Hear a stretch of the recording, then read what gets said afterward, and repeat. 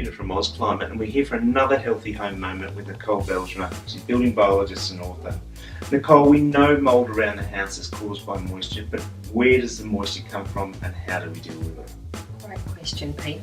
We know each person is equivalent to around 10 litres of water vapour per day, so that can emit large amounts of water vapour in the home. Especially if it hits 70% over a few days, then mould, house dust mite, many of your allergens are going to proliferate. Now, most of the problem happens in the laundry and in the bathroom like this. When you're showering, it's really important that that steam is exhausted to the outside, not just the roof cavity, because in the roof cavity, once it hits the dew point and condenses, you can get mould-related problems in hidden areas like wall cavities and the roof. So a whirly bird on the roof can be useful, or even better, get the exhaust fan ducted to the outside. Fantastic. The other thing is wet bath towels, wet bath mats can emit quite a lot of moisture over the day, so it's really important that they are dried in rooms that are large enough where they have good ventilation.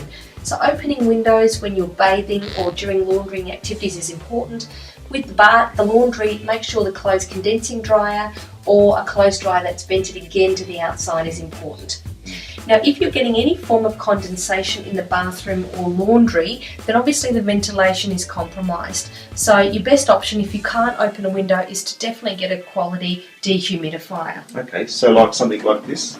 Yes, that would be ideal. An important thing about a dehumidifier is to make sure that the humidity stays between 40 and 60%, because that's when most of the allergens don't do very well. Okay, excellent. Good advice. Thanks, Nicole.